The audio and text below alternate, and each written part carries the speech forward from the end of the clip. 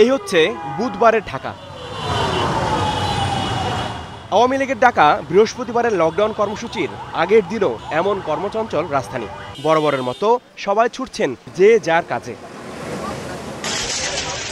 সম্প্রতি ঢাকা সহ দেশের কয়েক জায়গায় বাস পোড়ানোর মাধ্যমে আতঙ্ক ছড়ানোর চেষ্টা করেছে দুর্বৃত্তরা। দেশের যে পরিস্থিতি, সেই জায়গা থেকে আসলে ভয় তো কাজ করে যে আমি যে সেফলি বাসায় পৌঁছাতে পারবো কিনা। বলা যায় না কখন আমরা রাস্তাঘাটে চলি, কখন দুর্ঘটনা ঘটে।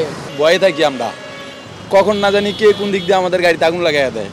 সাধারণ মানুষ বলছে, এসব কর্মকাণ্ডের মাধ্যমে আওয়ামী লীগের জ্বালাও পোড়াও চরিত্র আবারও উন্মোচিত হচ্ছে, যার মাধ্যমে নিজেদেরই ক্ষতি করছে কার্যক্রম নিষিদ্ধ দলটি। তারা তাদের আগ্রাসনটা এখন দেখাচ্ছে, তাহলে লোকজন তো তাদের পক্ষে আরও নেগেটিভ হয়ে যাবে। যদি তারা লকডাউন দেয়, বাস পোড়ায়, সাধারণ লোকজন ভোগান্তি দেয়, কোশ্চেন কালেও তারা সামনে আসতে পারবে না।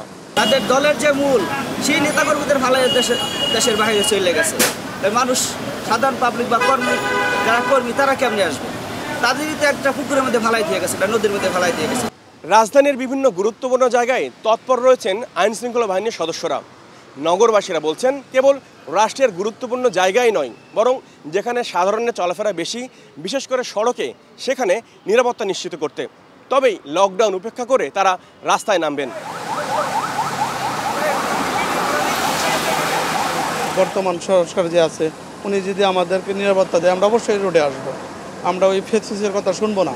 মিছিল ডাকে বা হরতাল ডাকে, সেখানে আমরা কি করতে পারি? আমরা তো চাকরিজীবী, চাকরি করে খাইতে হয় আমাদের, আমরা তার ঘরে বসে থাকতে পারি না। প্রয়োজনে বেরোতে হবে, রাজনৈতিক দল তাদের কাজ করবে, কিন্তু মানুষের নিরাপত্তাটা তাদেরকেও দেখতে হবে।